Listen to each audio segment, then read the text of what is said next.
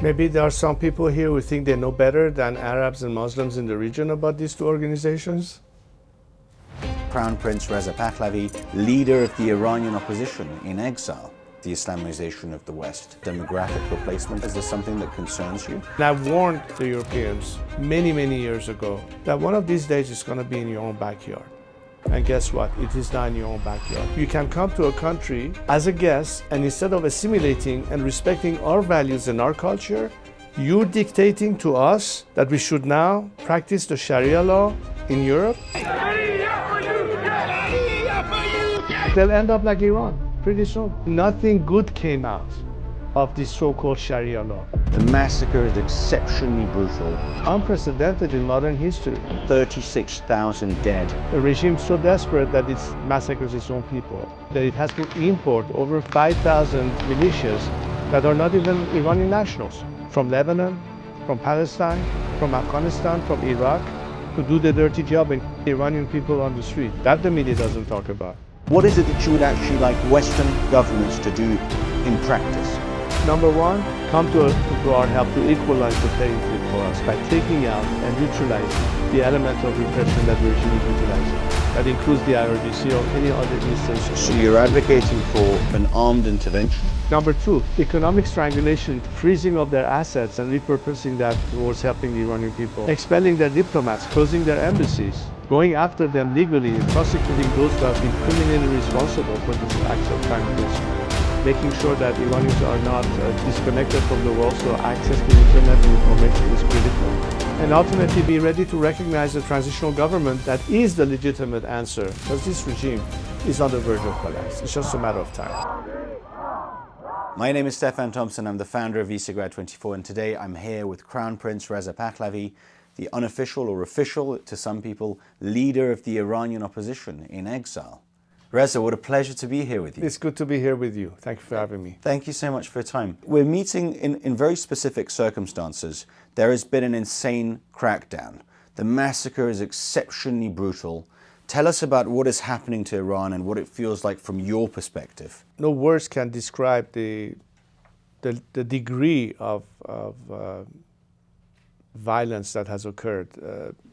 The minimum numbers that we have had was over 36,000 people just in the Tehran area. The numbers could be wider. They don't just end with killing people on the streets. They chase them into hospitals. They finish them off on their hospital beds. There are over 40,000 people who've been arrested, more than 300,000 wounded. Women are being raped in jail. It's really atrocious in terms of the level of violence that has been utilized. Despite that, Iranians are still resilient. They've been chanting slogans from the rooftops every night since that massacre. You have seen a wide level of support for them in the Iranian diaspora worldwide, from Australia to Canada to here in Europe. And everybody is up there backing each other up and supporting each other in this revolt. I mean, we are right now at a state where we are dealing with an occupying force, and everybody is hoping that the world will come to the rescue and deliver us in terms of, a sort of a humanitarian intervention that is necessary. This is the only way that we can find an opportunity to actually rise against a regime that very unfairly has all the advantage of repression, and only the world can help us by equalizing the playing field for us. So everybody's awaiting some action to be taken sooner rather than later to save lives, in reality, to have less casualties in our struggle for freedom. Some of the videos that have been emerging from Iran are absolutely horrific, including a video that particularly moved me was a video of IRGC forces driving a car and literally driving over protesters. Now, these videos have been proliferated on social media, mostly on X, where we've had Iranian diaspora members and dissidents and people who stand against the regime who have been the voice of the people of Iran. What is very marking to me as I watch your struggle and the struggle of the Iranian people against the Islamic regime is that the mainstream media has been broadly silent about the scale of this crackdown. You've just said the figure 36,000 dead just in the Tehran area. Now, the war in Gaza attracted mainstream media attention for 2 years. Tens of protests in every single capital city, every week, every Saturday, hundreds of thousands of people coming out. Why is the mainstream media, in your opinion, not as interested in the plight of the Iranian people as they were in the plight of the people of Gaza? Indeed, social media has been key to report back to the whole world what's happening on the streets of Iran. And unfortunately, mainstream media has been practically absent from it. Is it because maybe it doesn't fit their narrative in some way? Is there a double standard going on? I leave that to the public opinion's judgment, but clearly it has been quite absent from describing something that has been unprecedented in modern history. Over 30,000 people in less than 2 days being murdered. And yet it seems like that's not a big enough of an issue for mainstream media to cover. And, at some point they'll have to be accountable in a way. Not covering such a tragedy is either complete ignorance or worse, almost like playing to the regime's hand and its instrument of propaganda that has always been masking all their dirty work. A regime so desperate that its total darkness massacres its own people. A regime so desperate and weak that it has to import over 5,000 militias that are not even Iranian nationals, from Lebanon, from Palestine, from Afghanistan, from Iraq, to do the dirty job and kill Iranian people on the street. That the media doesn't talk about. I think many Iranians like me are quite frustrated by what should be the most obvious thing for a reporter to do, is just to report the news. Hopefully they'll catch up to it and, wise up to understanding that it is a moral obligation to cover this. As a journalist, you could not be oblivious to this level of genocide. There have been a number of protests organized by the diaspora. Some very moving images outside of embassies, the lion and sun flag flying. Every time I see it, I get slightly moved. My family was in exile. I'm half Polish, and my family was also in exile. So your plight is sort of familiar to my family story in and of itself. So I find it emotional from that perspective. The diaspora is bringing attention to the horrors happening in Iran today. What is it that you would want the Western world to do to actually help the Iranian people? Telling the story is one thing. Getting the images out is something that even people like me can do. But what is it that you would actually like Western governments to do in practice? When you have leaders beginning to take a very strong stance, example, Chancellor Merkel, that talks about this regime having lost complete legitimacy. Well, when a system becomes illegitimate, then you have to, by the same logic, say, well, what is therefore legitimate? Is it the aspiration of the Iranian people that finally needs to be acknowledged? Because for 40 years, the West has, in essence, conducted a foreign policy of appeasement, with the hope that somehow this regime will change its behavior and will become reasonable enough to come to the negotiating table and stop its strategy of unleashing radicalism and extremism and terrorism regionally and beyond. That hasn't happened.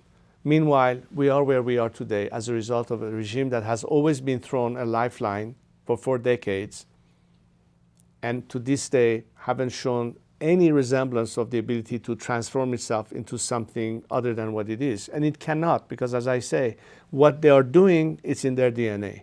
They are not compatible with the democratic free world that respects human rights, that values individual liberties, that protects the right of minorities, religious, ethnic. This is a regime that has basically been there only to export an ideology at the detriment of the Iranian people and against the interest of the free world. So when we look at the free world, what do we expect them to do? Number one, you can certainly help us by making sure that Iranians who are defenseless and unarmed vis-a-vis such level of brutality come to our help to equalize the playing field for us by taking out and neutralizing the element of repression that the regime is utilizing. That includes the IRGC or any other instance. So you're advocating for an armed intervention? That is a humanitarian intervention, because the instrument that kills people on the streets can no longer be tolerated by the world. And it's not the first time it happens. I mean, sometimes wars ended on the result of intervention of that nature. Example, Second World War. Sure. You know that very well as somebody from Poland. Number two, economic strangulation in terms of any revenue that the regime is utilizing to fund and keeps its war machine going on. Freezing of their assets and repurposing that towards helping the Iranian people in their various campaigns, from labor strikes and others, for instance. Expelling their diplomats, closing their embassies, going after them legally and prosecuting those who have been criminally responsible for these acts of crime against humanity. They can also do more in terms of making sure that Iranians are not disconnected from the world, so access to internet and information is critical. And that will be an instrument that will be of tremendous help for us in every phase of the game. And ultimately be ready to recognize a transitional government that is the legitimate answer to the aspiration of the Iranian people against a regime that has lost complete legitimacy. These are the kind of tangible steps that I think the world can take to help us. And at the end of the day, they will realize that this is in fact not just because it's good for the Iranian people, but it's good for their own interests as well. One of the things that is misunderstood perhaps about Iran is how influential that country is in the Middle East and what role it has played, including in the Israel-Hamas war. The Israelis weren't just fighting against Hamas, they were fighting against a number of proxies. Could you tell us more about the role that Iran plays as a destabilizing force in the Middle East? Well, again, the regime trying to establish its modern-day Shiite caliphate and export it to the world is using a lot of its proxies to conduct that.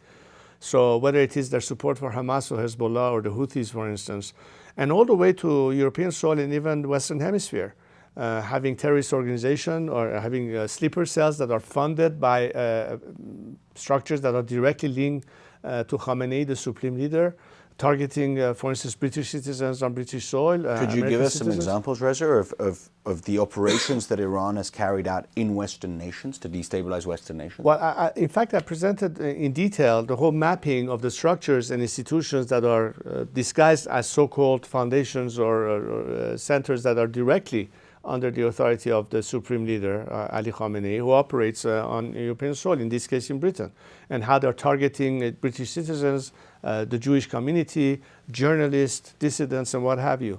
And they have that spread out. That's not even before we start talking about the money laundering operations that they also have. And a lot of it, again, ties to the IRGC and why the prescription of the IRGC keeps popping up as one measure that needs to be taken. That's a subject in itself. But these are the kind of ways that the regime so far has conducted to undermine regional stability and, by its proxy war, achieve two things. A, create that instability that they thrive on, but also to deflect attention from themselves. Every time there was an issue, they would deflect attention either to Syria or to Lebanon or to Gaza or to Israel or to any other thing, to deflect attention from themselves. That has been a tactic that the regime has used for decades. There has been some claims, and allegedly there is evidence that would link the IRGC and some of the gangs that operate in Europe, even on the basis of sort of armed robberies, drug dealing. Is this something that you're aware of, Reza? They've extended that all the way to Latin America. I mean, part of the connection that the regime in Tehran had with Caracas and, of course, also with Cuba has been one of those axes that a lot of people in Venezuela could tell you about. The footprint of the IRGC all the way in the Western Hemisphere. And this is not something new. Some of the attacks that were carried out against, let's say, the synagogue in Argentina, that was another operation that was launched by the regime, again, targeting the Jewish community. There are so many examples over the 4 decades that you can demonstrate the pattern of behavior. And this is not just an incident. This is actually part of their entire strategy to intimidate the region and keep all of us hostage in the process. The United States of America in several states has moved to ban and designate the Muslim Brotherhood as a proscribed terrorist organization. The European Union has been stalling on declaring both the IRGC and the Muslim Brotherhood as terrorist organizations. Why do you think that Europeans are stalling on this, especially given that a large selection of majority Muslim countries, including the UAE, Jordan, Saudi, Egypt, have designated and prescribed the Muslim Brotherhood as a terrorist organization? Why is Europe stalling on this? Maybe there are some people here who think they know better than Arabs and Muslims in the region about these two organizations. Is that it, you reckon? Can I find another answer to the question? I don't know. Perhaps they're being, I don't know, bribed, corrupted, or perhaps they're incredibly naive. I'm not sure. Well, actually, I think it's at the end of the day some degree of naivety, not understanding the scope of what it really means. Because, you know, a lot of people that have not been direct witness of the level of atrocity or radicalism and extremism and hatred and bigotry and that exists, that is embedded in that ideology, would not comprehend it unless they spend just a day of living in Iran to understand what is really going on, how this ideology is poisonous, it's toxic, it's beyond radiation if you had a nuclear meltdown. It is that devastating. And I think that you are beginning to see the consequences of that radicalism and extremism manifesting itself now on European soil itself. That level of extremism, of radical Islam, is beginning to be felt in Europe. And I warned the Europeans many, many years ago that it will eventually end in your own backyard. I remember a conversation I had with a member of the House of Lords in the early 80s. And I said, the way Europe looks at the Middle East is like a far distant area. It doesn't affect us. They're fighting each other over there. And I remember telling him, this is probably 1982, that one of these days it's going to be in your own backyard. And guess what? It is now in your own backyard. And unfortunately, there's a certain angle of thinking here, mostly the leftists. The minute you say that, they say, oh, you're Islamophobic. Do you think that people in Saudi Arabia or in the UAE or in Iran, when they talk about radical Islam, they are Islamophobic? They are Muslims. Can't you tell the difference? And when you call something for what it is, you've been accused of painting them the wrong way. That's the kind of hypocrisy and double standard that exists. But the reality is that, yes, the Muslim Brotherhood or the Islamic regime are fomenting extremism, radicalism, hatred, bigotry, and discrimination. That's the essence of their ideology. What we want as Iranians is a country where we can guarantee every single citizen of Iran, irrespective of their ethnicity, their religious beliefs, or political affiliation, justice and equality under the law, putting an end to any form of discrimination that this regime has been the root cause of. And it's not just us being affected, it's affecting many others around the world. That is not the direction to go. And it is, for us, when we look at the West, what do we look at the West for? We're not looking to Beijing, we're not looking to Moscow. We're looking to the West. Why? Because these are the established democracies where we assume these liberties and these values are in fact cherished and protected. But why is it that when it comes to countries like ours, all of a sudden, it's no longer a question of human rights. It's a question of, well, maybe they think differently. Maybe we should try to understand them. This is what they were saying at the beginning. Let's try to understand them. They may be different. We have to be able to believe in that. I'm sorry, but bigotry is bigotry. Radicalism is radicalism. You cannot discriminate discrimination. It's the Karl Popper paradox, the tolerance of the intolerant. One of the things that really marked me over the last few months was seeing a poster of the Supreme Leader, the Ayatollah, held by a leftist in a keffiyeh at a demonstration in London, and the poster that she had said, "Be on the right side of history."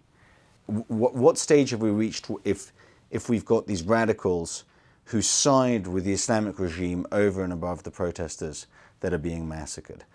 How do you feel about what some people are describing as the Islamization of the West? There has been wave after wave of mass migration.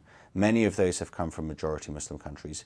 Do you think that warning that you issued to that lord in the 1980s, is that coming true in terms of demographic replacement as well? Is this something that concerns you, of sort of losing them as ideological allies? Is this something that you're concerned with? Well, you know, I would hate to see a scenario whereby we will settle for things have to get worse before they start getting better. In that light, let's say, for instance, that you are one of these Western countries. Mm-hmm. I will use one example specifically only because there's a reason I'm bringing this up. Belgium, let's say.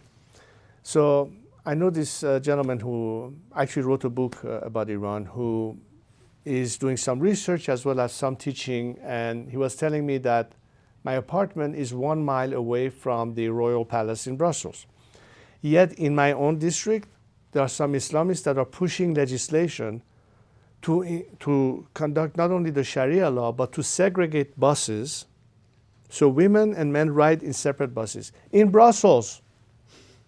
Now I ask you as a European, have we come to a point where this country says not only you can come to a country as a guest, and instead of assimilating and respecting our values and our culture, you're dictating to us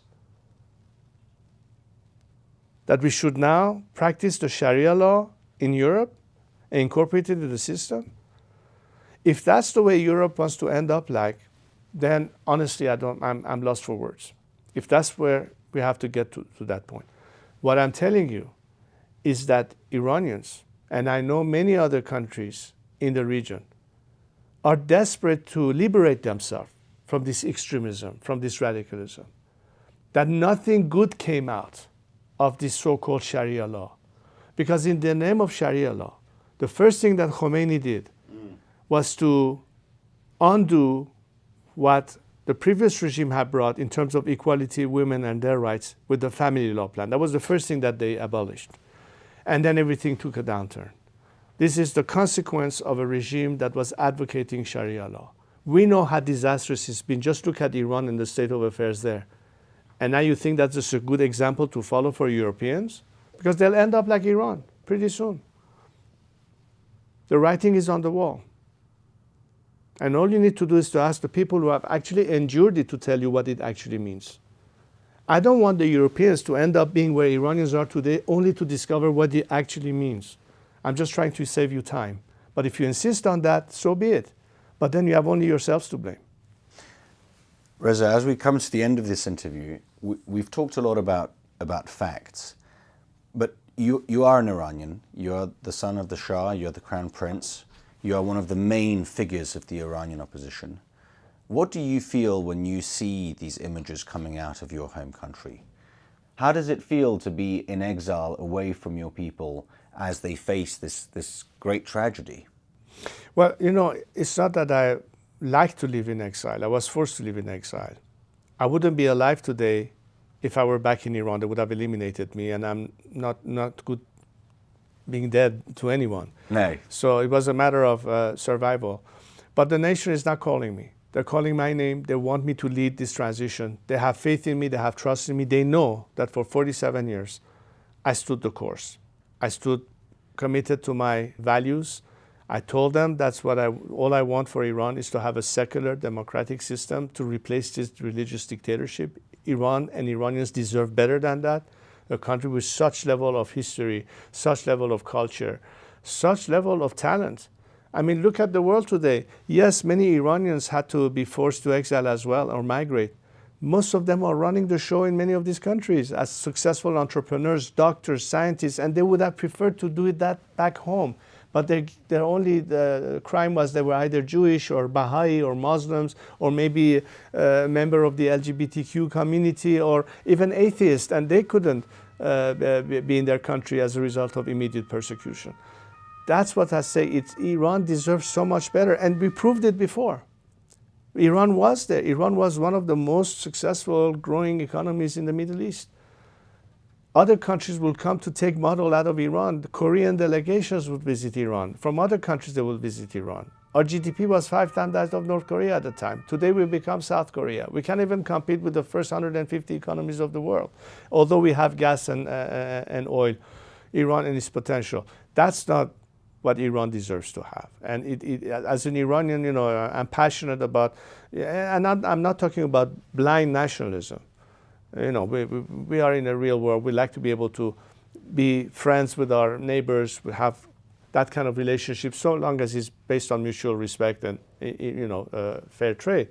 But I think Iran can do so much better, and we've proven it before, and I know we can do it 10 times better if only the opportunity is given to us, and I think the opportunity will come soon because this regime is on the verge of collapse. It's just a matter of time. What can expedite its collapse is for the world this time to take strong stance with the Iranian people and help us bring together a regime that has been no good to anyone but only its own survival, and is willing to do anything, including killing tens of thousands of people just to survive. This cannot fly anymore. So as an Iranian, we'll do whatever we have to do. And I'm the first one to tell my fellow compatriots, we cannot rely on anybody else than ourselves. However, it will be so much better with less loss of life and much faster if indeed the world decides to this time stand on the right side of history, meaning on the side of liberating a nation that deserves better, and against an evil ideology that has been so destructive at home and abroad. This is what's at stake, and this is a moment in time where history can change for the better. So as Iranians, we will fighting our fight. We are not waiting for America or Europe to do anything. We're just telling them, why don't you think of Iranians as your best partners post-regime? We will be there to make sure that the world is a safer place. We will be there to make sure that there's an immediate end to radicalism and terrorism and nuclear threats and whatever else that the world is preoccupied with.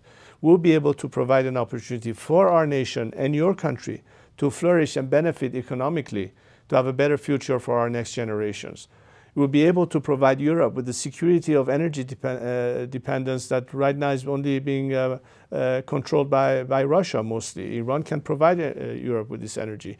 Iran can reverse the trend of migration and more migration as a result of the status quo continuing that will already flood an already saturated Europe and what have you. Plus, we will eliminate all this radicalism that is now affecting European communities as well. And so on and so forth. There are so many more things at stake here than just talking about the principle of liberty. Nobody disagrees with that. But for God's sakes, let's cut the double standard and the hypocrisy. This is your opportunity to tell the Iranian people, we're with you and not against you. That's our expectation in a very pragmatic way. And we will remember. We will remember who was with us in these hard times and who wasn't. It's as simple as that. I wish you and the Iranian people all the very best. Thanks so much. Thank you. Thanks so much. Thank you.